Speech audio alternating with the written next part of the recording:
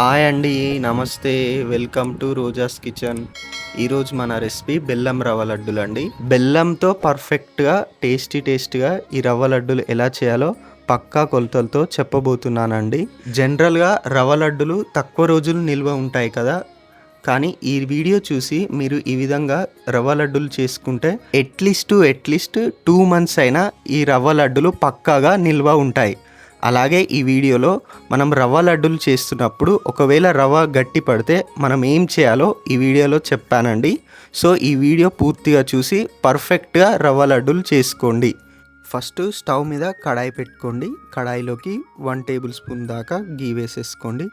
గీ కరిగాక ఇప్పుడు అందులో బాదం వేసేసుకోండి. బాదం లైట్గా వేయించండి లో ఫ్లేమ్లో పెట్టుకొని. వేయించాక ఇప్పుడు అందులో కాజును కిస్మిస్ వేసేయండి. లో ఫ్లేమ్లో పెట్టుకొని ఈ డ్రై ఫ్రూట్స్ లైట్ గోల్డెన్ కలర్లోకి వచ్చే వరకు నూనెలో లైట్గా వేయించండి. మంట లో ఫ్లేమ్లో పెట్టుకొని ఈ విధంగా వేయించుకోండి.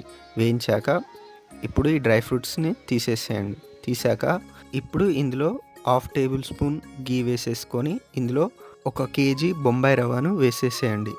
అదేనండి బొంబాయి రవ్వ అంటే ఉప్మా రవ్వ, మనం రెగ్యులర్గా యూస్ చేస్తాం కదా, ఆ రవ్వని వేసేసేయండి.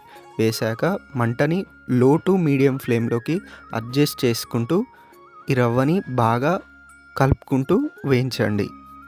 ఈ రవ్వని 10 to 15 మినిట్స్ వరకు ఇదే విధంగా కలుపుకుంటూ వేయించండి. కింద అడుగంటకుండా నిదానంగా ఓపికగా వేయించండి. మీరు రవ్వని ఎంత బాగా వేయించితే లడ్డు రుచి అంత బాగా వస్తుందండి. సో నిదానంగా గరిటె వదిలిపెట్టకుండా రవ్వని నిదానంగా రోస్ట్ చేయండి. లైట్ గోల్డెన్ కలర్లోకి వచ్చే వరకు రోస్ట్ చేయండి. మీరు అబ్జర్వ్ చేయొచ్చు, వైట్ నుంచి లైట్గా కలర్ చేంజ్ అయింది. ఈ విధంగా అయ్యాక ఇప్పుడు ఈ రవ్వలో 1 కప్పు తురిమిన ఎండు కొబ్బరి వేసేసుకోండి. వేసాక 5 మినిట్స్ వరకు వేయించుకోండి. ఆహా, ఇల్లంతా గుమగుమలాడుతుందండి. రవ్వ పర్ఫెక్ట్గా వేగింది. ఇప్పుడు ఈ రవ్వని తీసేసుకొని మనము ఇప్పుడు ఈ రవ్వని ఒక గిన్నెలో వేసేసి స్టవ్ మీద గిన్నె పెట్టి అందులో బెల్లం వేసేసుకోండి. ఇక్కడ నేను కేజీ బెల్లం తీసుకున్నాను. కేజీ రవ్వకు కేజీ బెల్లం ఈ కొలతతో తీసుకుంటే లడ్డూలు పర్ఫెక్ట్గా వస్తాయండి. కేజీ బెల్లంలో కొద్దిగా వాటర్ వేసి స్టవ్ ఆన్ చేసి బెల్లంని కరిగియండి. ఈ విధంగా కరిగియండి. చూడండి,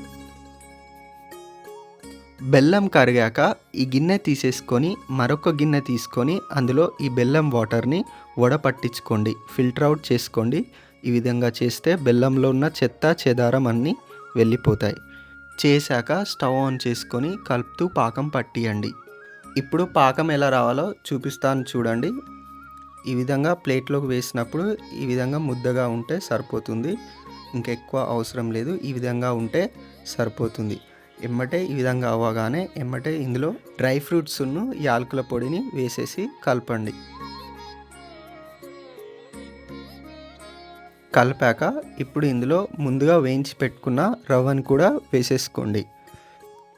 వేసాక ఇప్పుడు ఈ రవ్వని మంచిగా కలిసేటట్టు బాగా కలుపుకోండి.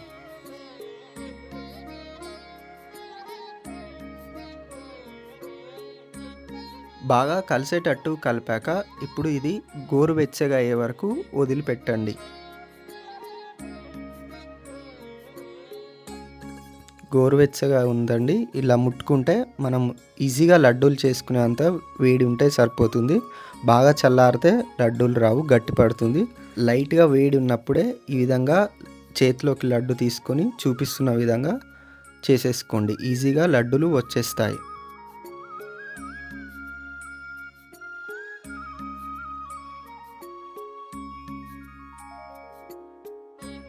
చూడండి ఎంత బాగా వచ్చాయో, పర్ఫెక్ట్గా వచ్చాయి.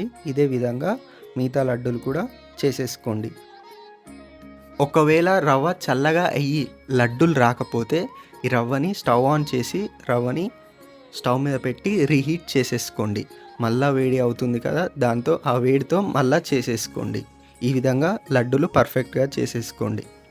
ఈ వీడియో మీకు నచ్చితే లైక్ చేయండి, షేర్ చేయండి, కామెంట్ చేయండి, అలాగే సబ్స్క్రైబ్ చేయండి ఫర్ మోర్ రెసిపీస్.